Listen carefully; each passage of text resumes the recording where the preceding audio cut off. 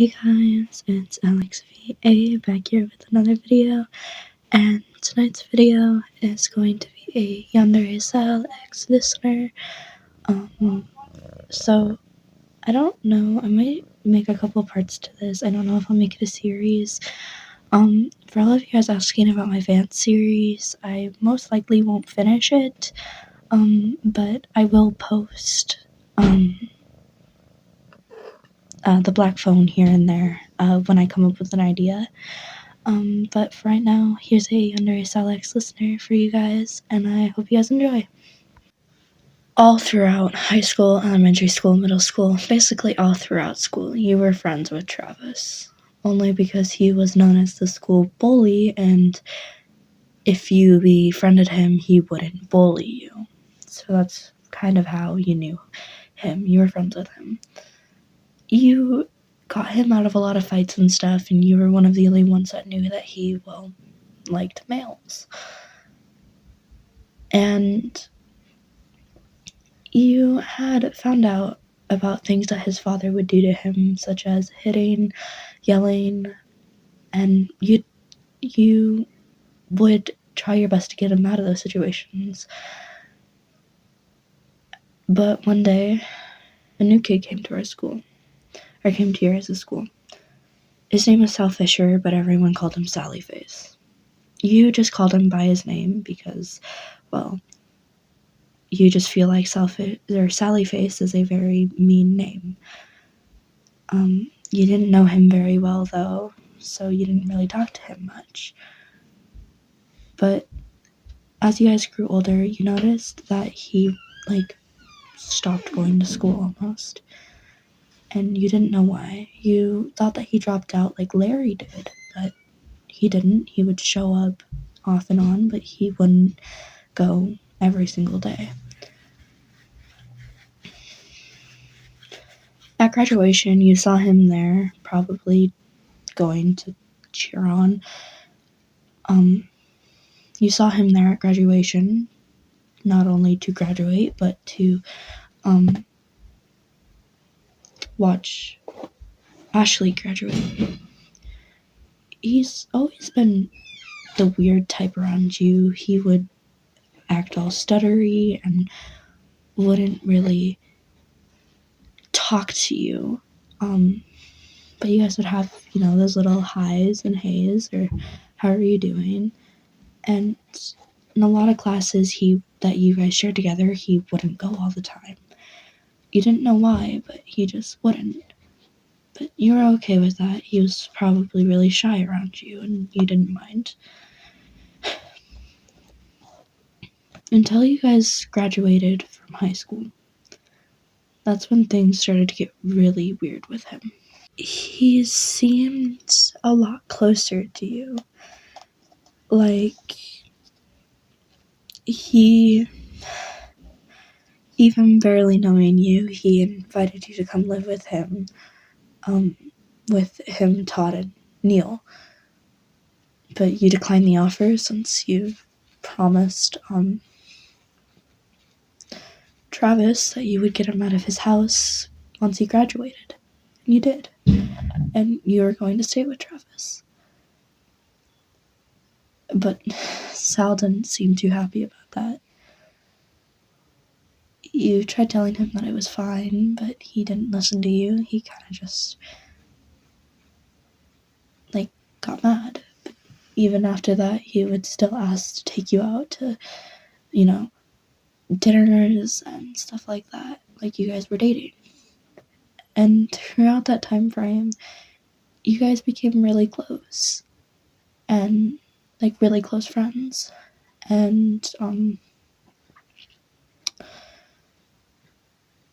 in that time frame, you didn't see him as a boyfriend, you wanted to date him. You saw him as another friend to hang around, and maybe Travis could start to like him, but that's not how Sal saw you. Sal saw you as the perfect person, the one that he had to have in his life, even if that meant trying to eliminate enemies that might try to take you from him. And that's what he did. He slaughtered them, all like animals. Sometimes he'd kidnap them and force them to stop liking you, or he'd just kill them. You never really caught on to what he was doing, but that wouldn't last for long. When one day you fell for a guy from your high school, from your college that you were going to. And Sal found out about this. Hey, listener, do you want to hang out with me and Larry today? No. What do you mean, no? Oh, you have plans with someone else? Who? His name is Jason. Where did you meet this guy? Your college?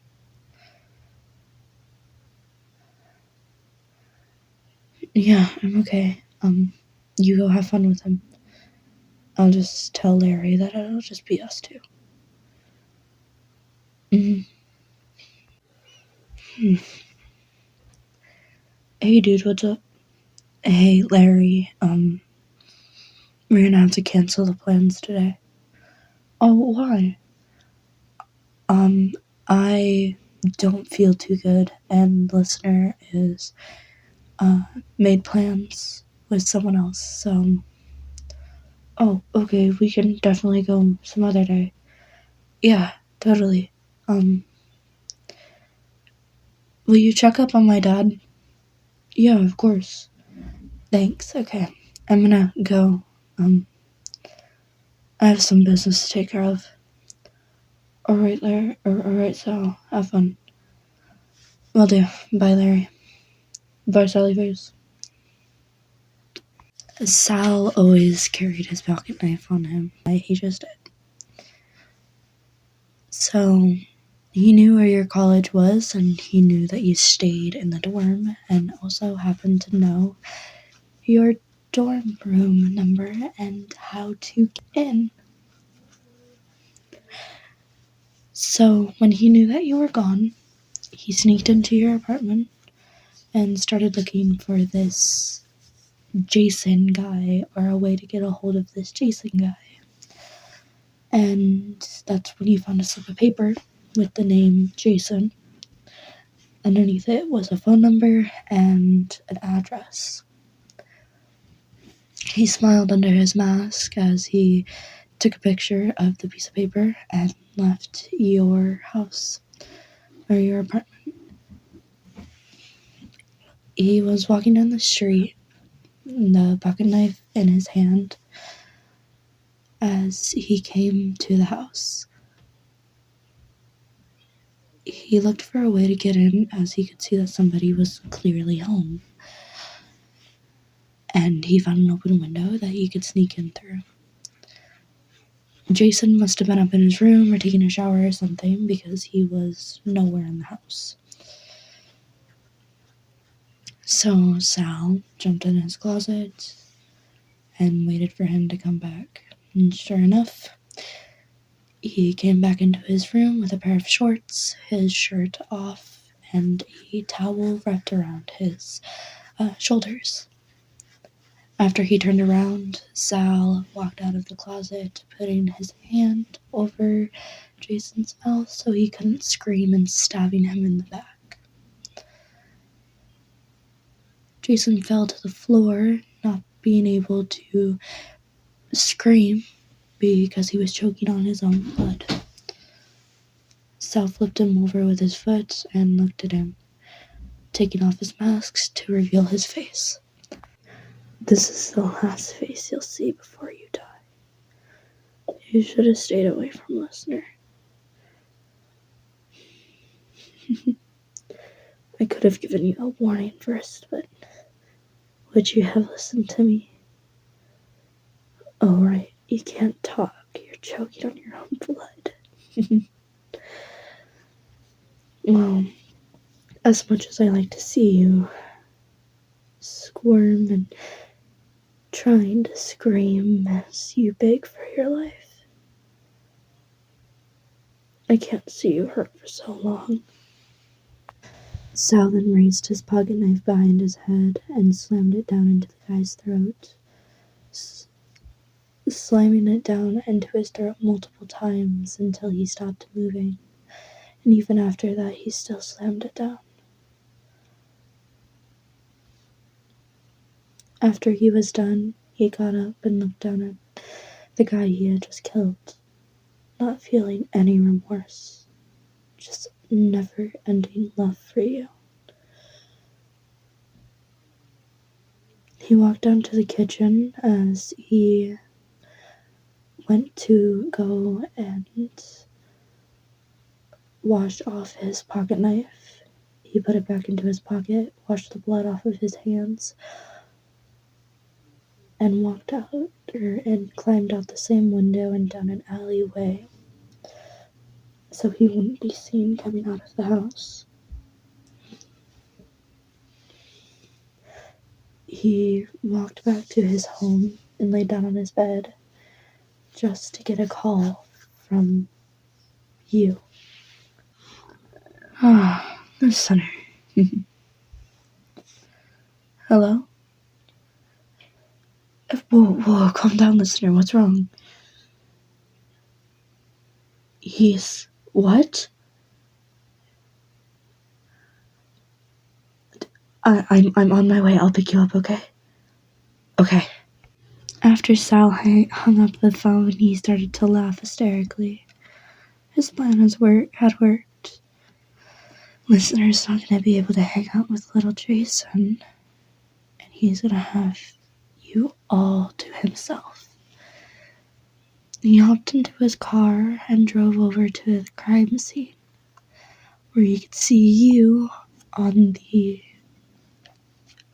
curb in front of some crime tape. He walked over to you and sat down next to you. It'll be alright, listener. Okay? Now, come on. Let's go before you have to see any more of what you just saw. Sal extended a hand out to you as he looked up your tear-stained face, breaking his heart. You took his hand as he pulled you up and you pulled him into a hug, sobbing into his shoulder as he hugged you back, patting your head and holding you close to him. He then took you to his car, put you in, and went to the driver's side and started to drive home.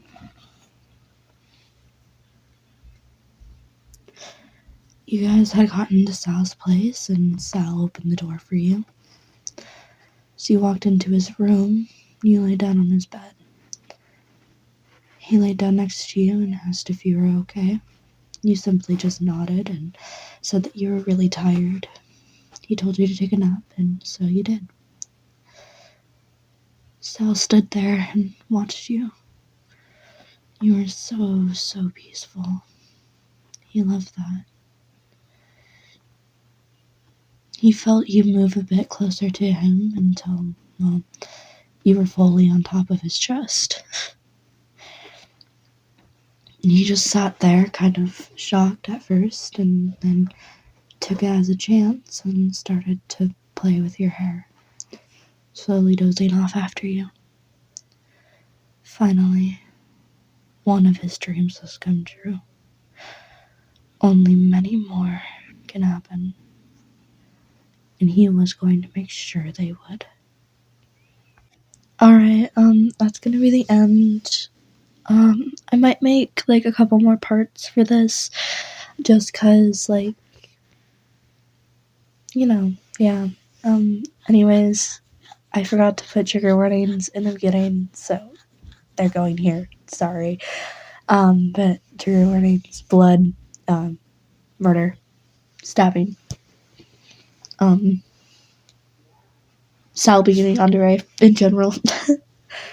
But yeah, I hope you guys enjoyed, and I hope you guys have an awesome rest of your morning, day, or night. Bye-bye.